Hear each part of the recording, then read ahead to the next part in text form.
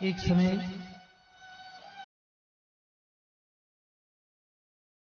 इसी परिवार में दशरथ जी महाराज रामचरितमानस को सूक्ष्म से सूक्ष्म गति प्रदान करते हुए हमें आगे बढ़ना है, क्योंकि रामचरितमानस पूर्ण कहना यहां पर श्रीमद् भागवत में नहीं है, फिर भी हम इसको सूक्ष्म गति प्रदान करते हुए आगे बढ़ेंगे।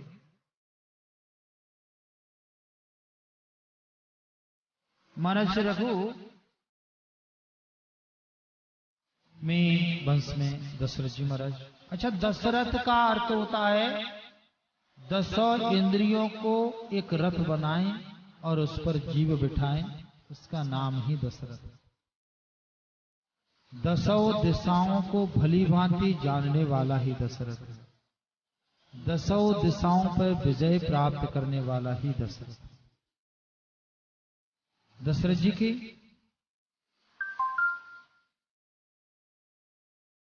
एक दिन बैठ करके विचार हुआ, और विचार करने पर पहले ऐसा हुआ करता था कि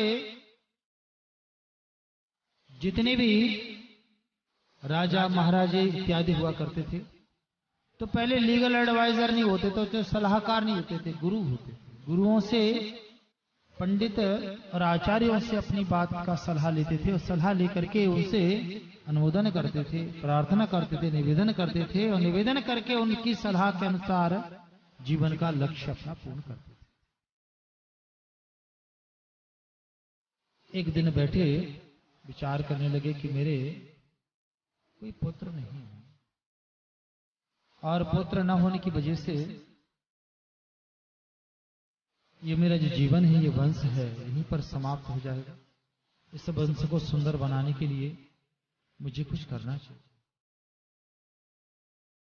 तो महाराज गुरु वशिष्ठ के पास गए, और गुरु वशिष्ठ के पास जाने के बाद उन्होंने अपनी वेदना को कहा कि महाराज मेरे कोई पुत्र नहीं है, और पुत्र न होने की वजह से मैं अपने आप में बहुत दुखित हूं, और इस दुख को दूर करने का आप काम। कितने भी बड़े आप लैबों में चले जाएं, कितने भी बड़े आप उपचारों में चले, जब तक प्रभु कृपा नहीं होगी तब तक कोई भी संभव नहीं हो सकता। भगवान की इतनी बड़ी लैब है जो कि एक घास के बदले में दूध बना देता है। हम जानवर को घास खिलाते हैं, उसके बदले में क्या देती है? दूध देती है। संसार की ऐसी कोई लैब नहीं है कि घास के बदले में दूध बना दे। पानी की एक बबूले के बदले में इंसान का निर्माण कर दे। भगवान की सबसे बड़ी लैब है जो ऐसा काम करती। गुरु वशिष्ठ जी के पास जाते हैं, और जाने के बाद याचना करते हैं कि मेरी ये प्रार्थना है कि मेरे कोई पुत्र नहीं है। पुत्र न होने की वजह से उन्होंने एक पुत्रेष्ट यज्ञ कराया, स्वयं नहीं, अन्य ऋषियों के द्वारा।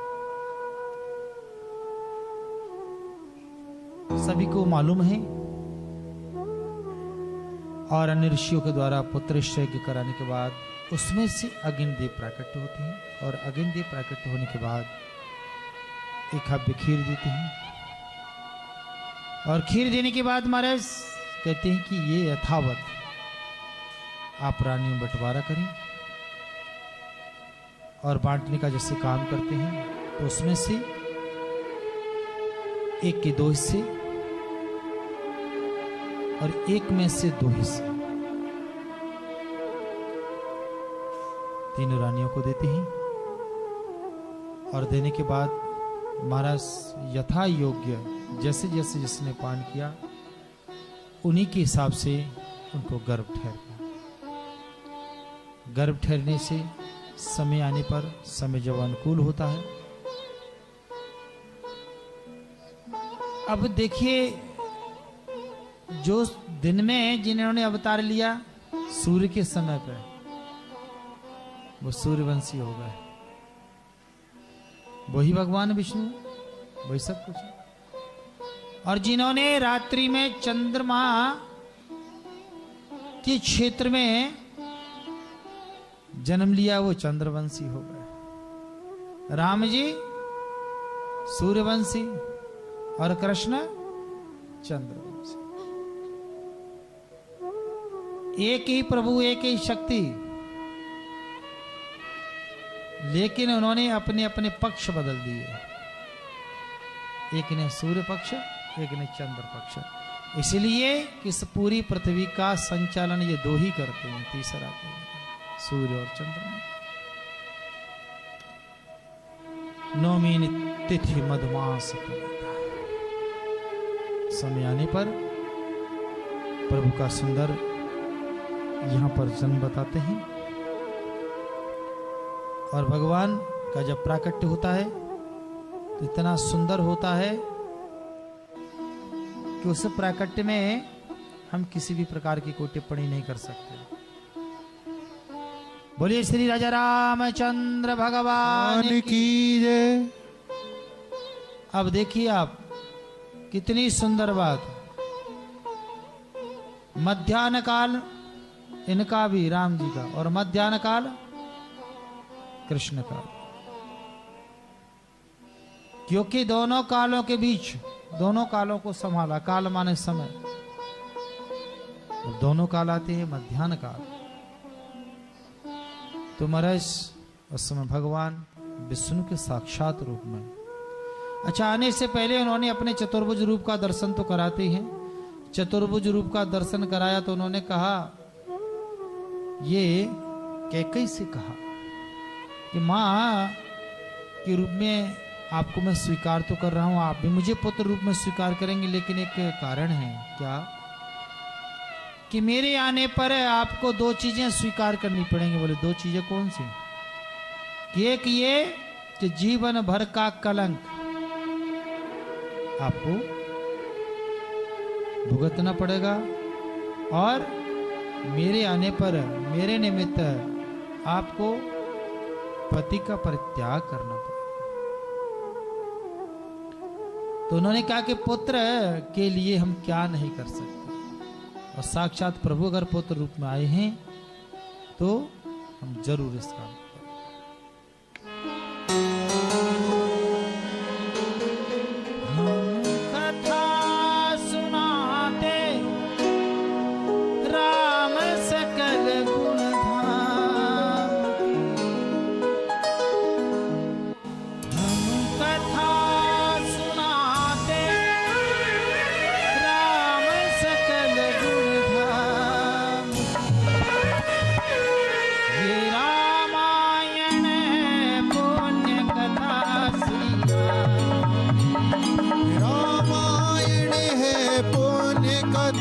श्री राम की।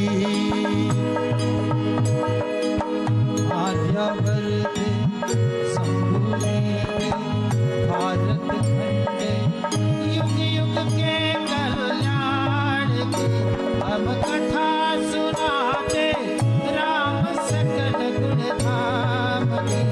ये रामायण पुण्य कथा श्री राम, ये रामायण है राम कथा श्री राम की।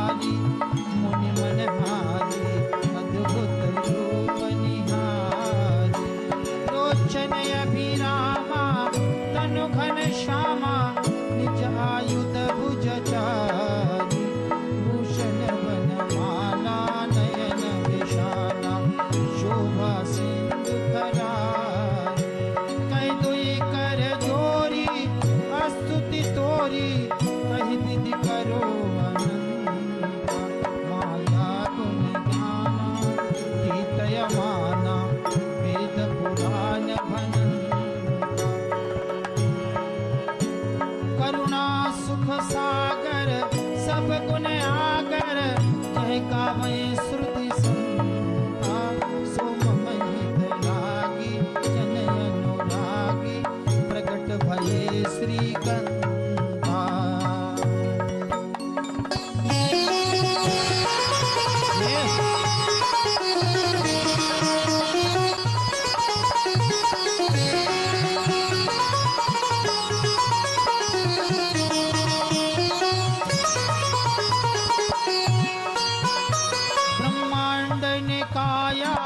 निर्मित माया रोम रोम प्रतिवेद कहे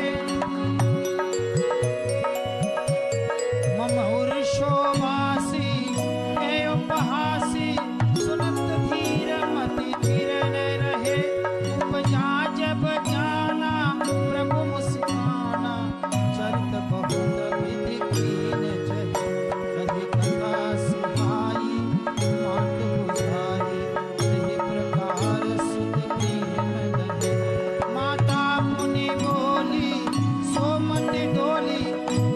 तात यह रूपा की जैसे सुरीला अति प्रिय शीला यह सुख परम अनुपा सुनि वचन सुजाना रोदन ठाना होय बालक सुर रूपा यह चरित जो गावै हरिपद पावै तेन गिरै भवगुपा तेन गिरै भवगुपा।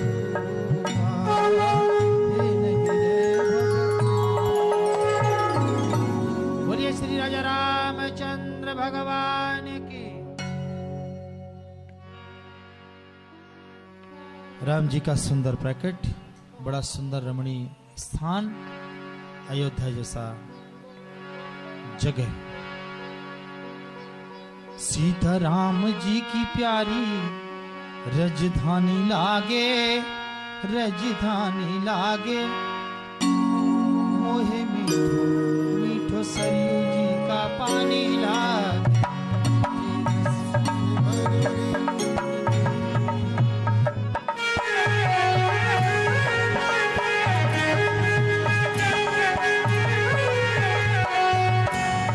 सीता राम जी की प्यारी रजधानी लागे, रजधानी लागे मोहे मीठो मीठो सरयू जी का पानी लागे। सीता राम जी की रजधानी लागे, महारानी लागे मोहे सरयू जी का मीठा मीठा पानी लागे। अरे धन्य कौशल्या धन्य सुमित्रा धन्य कैकेयी मैया, धन्य कौशल्या धन्य सुमित्रा धन्य कैकेयी मैया।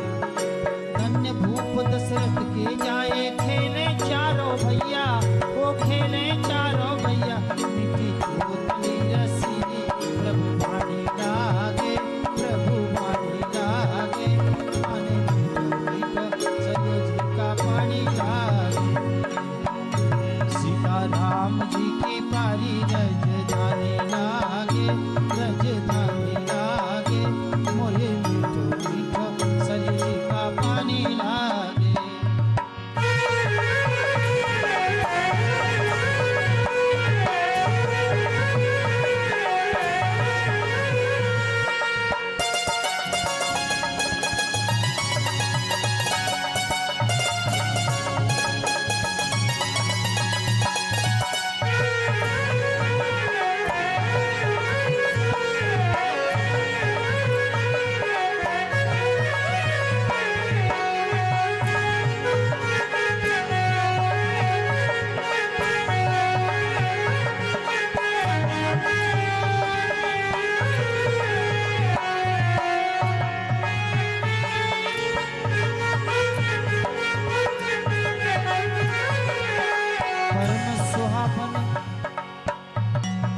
परम सुहावन बनी छवि है लक्ष्मण जी के कला के, परम सुहावन बनी छवि है लक्ष्मण जी के कला के।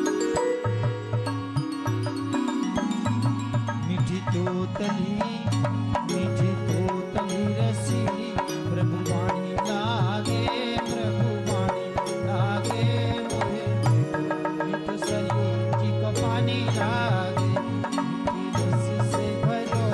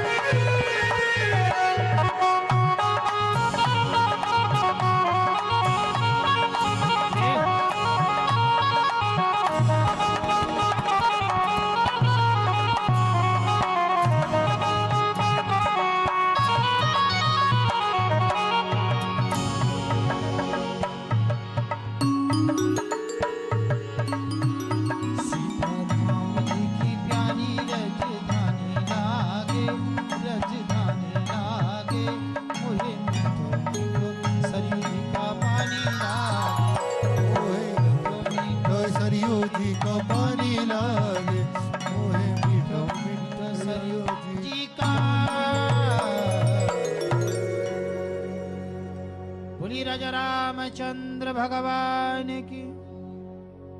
प्रभु श्री राम जी सुंदर वाले अवस्था में रोदन करते हुए देखते देखते बड़े हो जाते कुछ ही समय के बाद। और बड़े होने के बाद महाराज सुंदर अपने पैरों में मां छोटी छोटी पाजेब बांध देते हैं, जिससे उनके पैरों की पाजेब जो है बज रही हैं। और उनके पाजेब की आवाज से जब चलते हैं तो उनकी ध्वनि बड़ी सुंदर लगती है। ठुमक चलत रामचंद्र बाजत पे जनिया, ठुमक चलत राम। ठुमक ठुमक चलती है माँ, देख देख के बड़ा सिहार। एक दिन है बढ़िया सुंदर उनका स्वरूप बनाया, इतना सुंदर स्वरूप बना दिया कि देख करके सभी माएं बैठ करके हंस रही हैं चारों पुत्रों को लेकर के, और हंस करके कहते कि भैया इतना श्रृंगार इनका ठीक नहीं है, कहीं नजर न लग जाए। ज्यादा नजर होता क्या है कि प्रत्येक व्यक्ति की अपनी एक सोच, अपनी एक नजर होती है। माएं जाती बार बार बलैया लेती हैं और उनका मस्तिष्क चुंबन करती हैं। हमेशा माओं को चाहिए अपने पुत्र का मस्तिष्क चुंबन करें, क्योंकि मस्तिष्क चुंबन करने से पुत्र की किस्मत में जो भी बुरा अंक, बुरी बात लिखी होती है, मां के आशीर्वाद से समाप्त हो। कभी भी उनके कपोलों का और अधरों का चुंबन न करें, उनके मस्तिष्क का चुंबन करना चाहिए। बार बार मस्तिष्क चुंबन करती हैं, बलैया लेती हैं, गोद में लेती हैं और बड़ा दुलार करती हैं।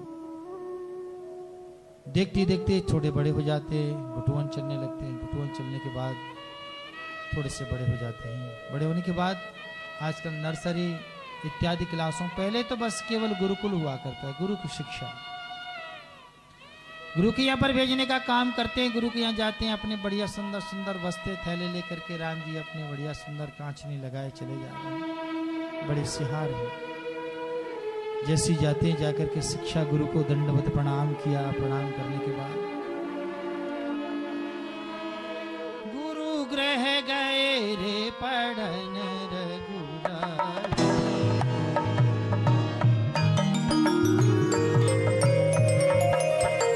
गुरु गृह गए रे पढ़न रघुराई, अल्पकाल सब विद्या पाए, अल्पकाल सब विद्या, अल्पकाल सब विद्या, अल्पकाल सब विद्या। थोड़े से सब अल्प समय में पूरी विद्या, धनुर्धर विद्या, गदाधर विद्या, शास्त्र को शास्त्र, जितना विद्या सभी प्रभु श्री राम ऐसे।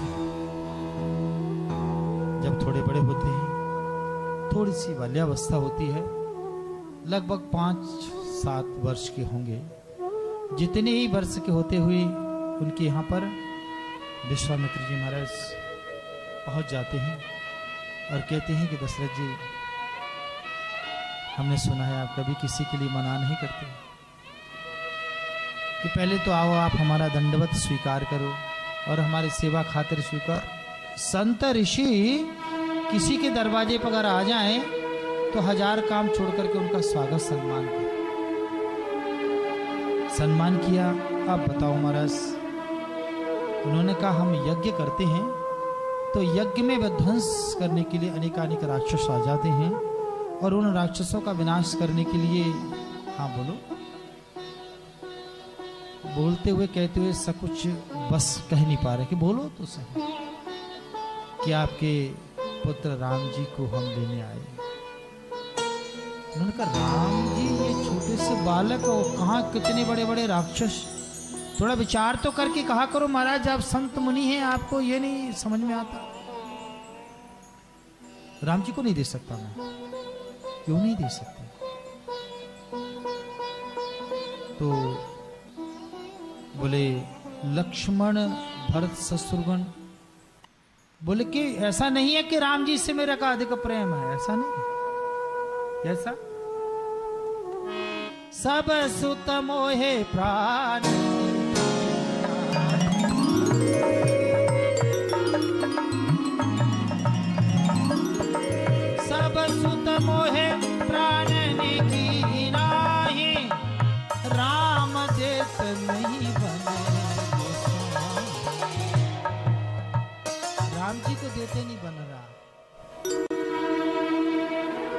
राम जी से इतना स्नेह क्यों है? राम जी की कोई विशेष बात है कि विशेष इतनी सी बात है कि राम जी ने पहले ये कहा है ये कि जब भी मैं अपने आंखों से ओझल करूंगा उस दिन मेरे प्राण चले जाएंगे। तो कोई भी व्यक्ति ऐसा नहीं है जो अपने प्राण दे सके। मैं सब दे सकता हूं लेकिन प्राण नहीं दे सकता। राम जी मेरे प्राण है, मेरी दो आंखें हैं, और आंखें चली गई तो मैं अंधा बन के जीने से क्या फायदा। कहते महाराज जी मैंने तो बड़ा आपका नाम सुना था इसलिए चल के आए। नहीं देना है कोई बात नहीं, हम निराश होकर चले जाते। बोले वो भी नहीं हो सकता, क्योंकि क्षत्रिय का जो वर्ण है, रूप है, कि अगर हमारे दरवाजे से कोई निराश होकर जाता है तो वो भी नहीं हम सोच सकते। दे देते हैं जाकर के अनेकानेक राक्षसों को। कथा हम विस्तृत नहीं कहेंगे, सूक्ष्म गति प्रदान करते हुए जाते हैं, ले जाते हैं। साथ ले जाने के बाद ताड़का स्वभाव इत्यादि राक्षसों को मारते हुए आश्रम की रक्षा करते हैं। और रक्षा करने के से कहते गुरुदेव किसी प्रकार की आप चिंता न करो, आप सुंदर अपना यज्ञ करें, किसी प्रकार की चिंता न करें। बड़े कुशल भाव से रहने लगे। जहाँ राम जी रहते हैं वहाँ की तो वह कहना ही क्या। राम जी जहाँ पर निवास करें वहाँ पर शीतल मंद समीर हर तरह की सुख सुविधाएं सभी देवता दर्शन करने आते। कुछ दिनों के बाद जनकपुर से जनक जी का संदेश आ गया कि आप महाराज यहाँ पर भ्रमण करने की जब बात आई तो कहा महाराज कि भ्रमण करने तुम जाएंगे। तो विश्वामित्र ने दोनों पुत्रों को साथ लिया और साथ लेकर के वहां पर पहुंच जाते हैं। पहुंच करके देखते हैं कि ये सुंदर ये जनक जो पुरी है इतनी सुंदर सजी क्यों है। गुरुजी से पूछने की हिम्मत तो नहीं, और एक दूसरे से पूछ रहे हैं। लक्ष्मण भैया करे भैया ये एक बात समझ में नहीं आ रही कि इतनी सुंदर सजी क्यों है। इतनी सुंदर सजी के पीछे कुछ कारण तो होना चाहिए। जब जागते हैं पूछते हैं देखते हैं, कहते हैं कि महाराज सजने का एक ही कारण है। क्या कारण है? कि यहां पर जो जनक जी हैं क्या हैं, तो जनक जी के जो जनक नंदिनी है उनके पुत्री का ये। अच्छा देखिए यहां पर रामचरितमानस में क्या कहा है, स्वयंवर, जबकि ये स्वयंवर नहीं है, इसको प्रणवर कहना चाहिए। क्योंकि प्रण था कि जो भी धनुष का भंजन करेगा वही जानकी जी का विवाह करे। स्वयंवर का मतलब होता है स्वयं से नियुक्त किया हुआ वर। तो उसमें तो कोई शर्त होती नहीं है, जो बच्ची को पसंद आ गया वही वर अपना नियुक्त कर लिया। लेकिन यहां पर है जनक जी ने एक धनुष रखा जो भोलेनाथ जी का धनुष था। उस धनुष को सुंदर जो भी तोड़ेगा, जो भी उसको विदीर्ण करेगा वही जानकी जी का वर्ण करे, ऐसा वहां पर एक प्रण था। तो ये प्रण वर है, इसलिए सुंदर सजा। अब बार बार राम जी से लक्ष्मण कहेंगे भैया कहो ना गुरु जी से थोड़ा सा हम जनकपुरी को तो देख लें। राम जी कहते हैं कि हम गुरुजी से, गुरुजी का मत जब हमको ढीला दिखेगा, जब ठीक दिखेगा तब हम कहेंगे, पहले नहीं कह सकते थे। समय अनुकूल आने पर राम जी ने गुरुजी के समक्ष बात रखी। गुरुजी के समक्ष वैसी बात रखी, गुरुजी लक्ष्मण भैया देखना चाहते, इस नगर को देखना चाहते। उन्होंने कहा ठीक है चले भले ही जाओ, लेकिन जल्दी आना है, कहीं भटक मत जाना। नहीं गुरुदेव, जाते हैं। सुंदर, इतना सुंदर रमणी सजा हुआ इसकी कि हम सहस बाव मुख जाए नहीं वर्णन नहीं कर सकते। गुरुजी का सुबह बढ़िया सुंदर पैर चापी, आशीष वचन लेने के बाद सुबह गुरुजी की पुष्प पूजा के लिए लेने का जब समय आया तो दोनों पुत्र राम और लक्ष्मण पुष्प वाटिका की ओर जाते हैं। और जैसे पुष्प वाटिका में जाते हैं वैसे ही वहां पर एक चतुर सखीले संग विहाई। जो चतुर सखी थी वो चतुर सखी और कोई नहीं थे, साक्षात हनुमान जी महाराज जी थे। हनुमान जी महाराज जी ने धीरे से इशारा किया कि जानकी जी जरा नजर डालो उधर। जानकी जी ने जैसी नजर डाली वैसे राम जी की ओर देखा और राम जी ने जानकी जी की ओर देखा तो दोनों ही चित्र लिखे से ठाड़े। ऐसे होगा जैसे चित्र को बना देते हैं तो वो बिल्कुल खड़ा रह जाता, वैसे ही खड़े हो गए, एक दूसरे को देखने लगे, निहारने लगे। जैसे ही निहारते निहारते लक्ष्मण ने कहा भैया पुष्प टूट गए कि और टूटना कि नहीं बेटे अभी रुको। उधर हनुमान जी कहते हैं कि जानकी जी पूर्ण देखा नहीं हो तो कुछ कहें, बोलो कि ये ऐसे नहीं मिलेंगे कि तो कि सुंदर चलो और गौरी का पूजन करो, गौरी से आशीर्वाद लो और जैसे लेंगे आशीर्वाद तो सभी काम होंगे। हाथ कमल मुख दोना किशोरी गौरी सांवरो सलोना। हाथ कमल मुख दोना किशोरी गौरी सांवरो सलोना।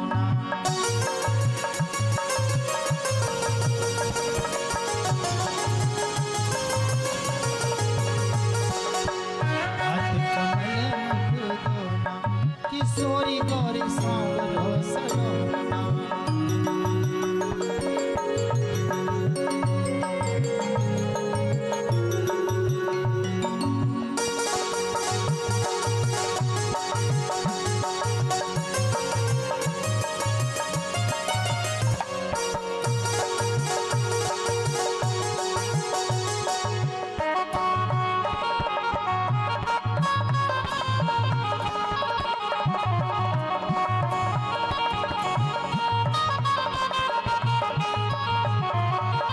तिरछे हैं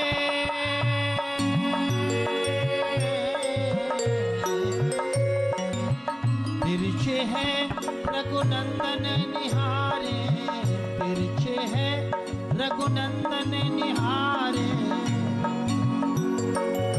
तनक खुदा रहा कोना किशोरी गौरी सांवरो सलोना। तनक खुदा रहा कोना किशोरी गौरी सांवरो सलोना। हाथ कमल मुख दोना किशोरी गौरी सांवरो सलोना।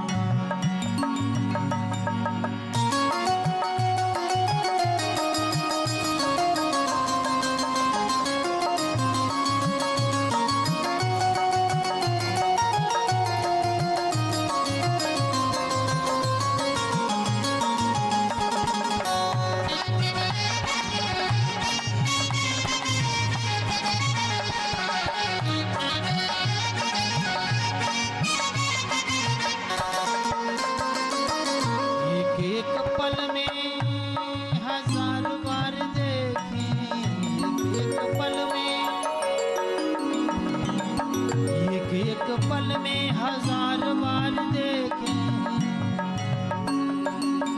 तू होना था होना किशोरी गौरी सांवरो सलोना।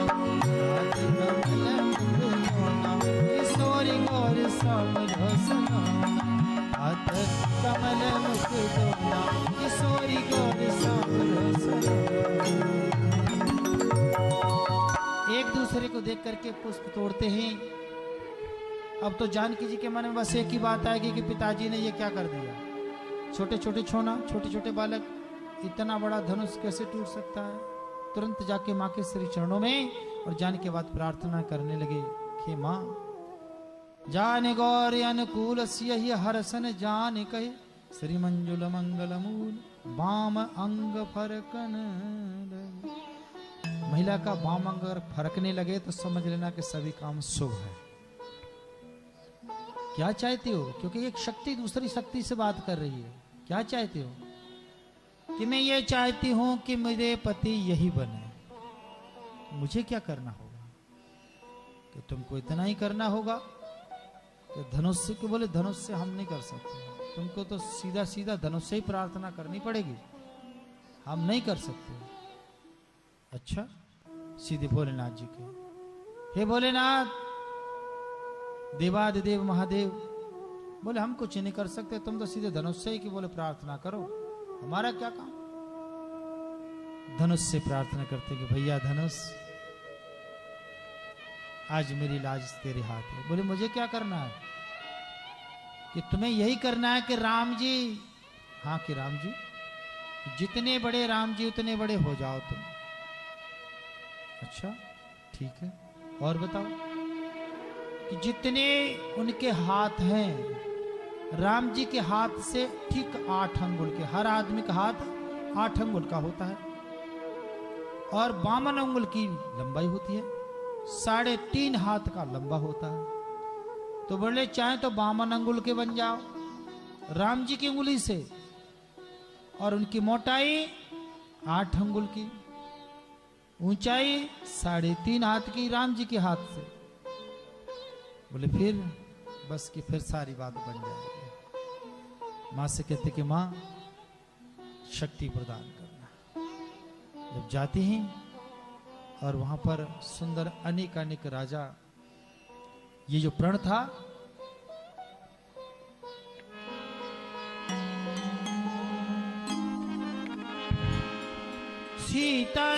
सीताराम जय जय राम, सीता सीता बोलो भैया, बोलो सीताराम जय जय राम रे, सीताराम रे, सीता सीता बोलो भैया, बोलो सीताराम।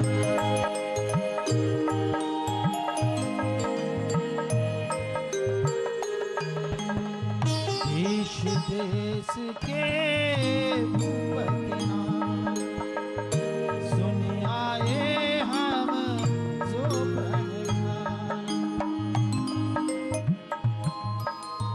हमने जो प्रण ठाना उसके लिए देश देश के भूप आ गए। अब जितने भी सभी बड़े राजा आ गए, बीच में धनुष रखा, एक से एक अपना पौरुष बल भांक रहे हैं कि हम तोड़ देंगे, हम तोड़ देंगे, हम तोड़ देंगे। उसी बीच रावण भी आते, लेकिन रावण स्पर्श नहीं हो पाता है, क्योंकि गुरु का उनका धनुष है, बीच में एक आकाशवाणी होती है, आकाशवाणी से पुनः वहीं लौट जाती है। अनेक अनेक राजाओं ने कहा कि एक एक करके उठाएं, अब सही नहीं उठे तो उन्होंने कहा कि सब मिल के उठाओ, तो सभी मिलकर के उठाया, तब भी धनुष नहीं उठे। तो देखते देखते प्रभु श्री राम, गुरु ही प्रणाम मन ही मन की, गुरु जी का प्रणाम और गुरु जी का इशारा दे करके और सहज भाव में खड़े होते हैं। लेत चढ़ावत खेचत गाढ़े, लिया क्या? गुरुओं से आशीर्वाद। चढ़ाया क्या? तेज। खींचा क्या? ईर्षा। और ये गाड़ दिया। लेत चढ़ावत खेचत गाढ़े। और ये सभी कृत्य दई धन राम मध्य धनु तोड़ा, लेत चढ़ावत खेचत गाड़े, काउन लखा चकित सब ठाणे रे, दई धन राम मध्य धन तोड़ा, दई धन राम मध्य धन तोड़ा। उसी समय किसी ने ये क्षण देख नहीं पाया, देखते देखते बड़ी जोर से गर्जना होती है, और उस गर्जना के आधार पर सभी के समक्ष देखते देखते धनुष को दो टुकड़े, सभी जोर जय घोष होने लगती है, दीप पुष्प बरसाने लगती है।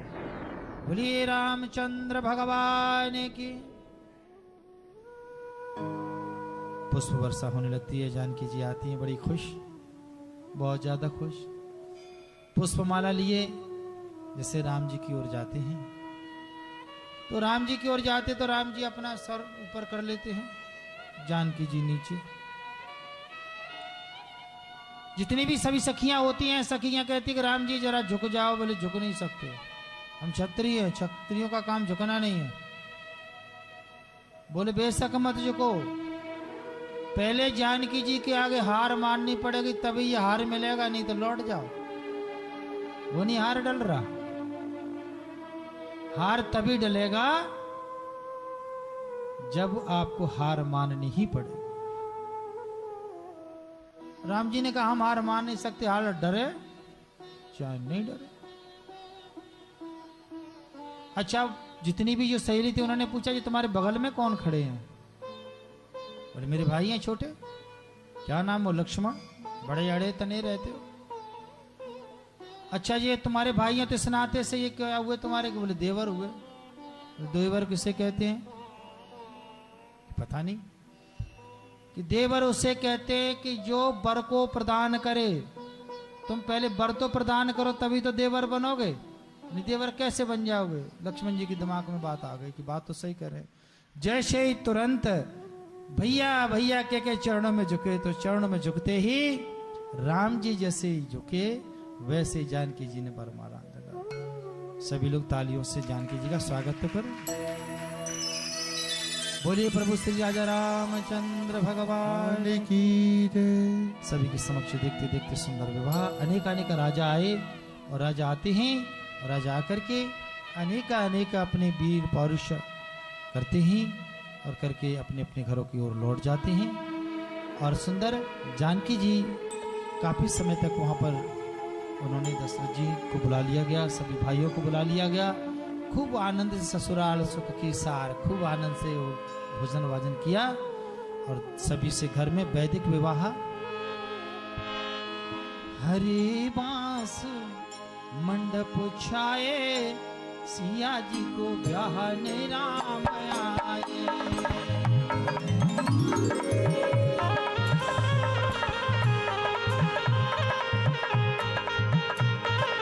हरे बांस मंडप छाए, सिया जी को ब्याहने राम आए।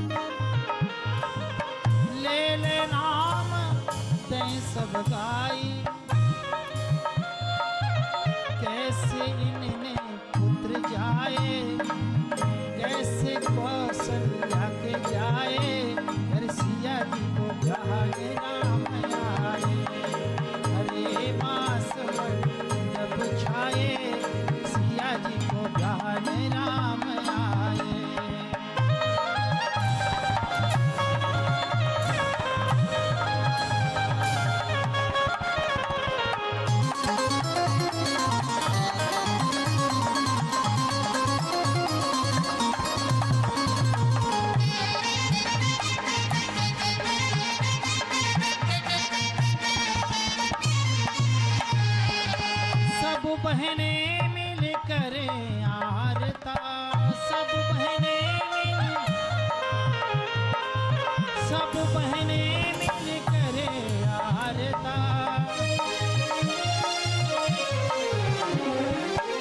घर में सब आए, सिया जी को लहर राम आए। घर में देखो लक्ष्मी आए, सिया जी को लहर राम आए। अरे बास मन अपेक्षाए, सिया जी को लहर राम आए।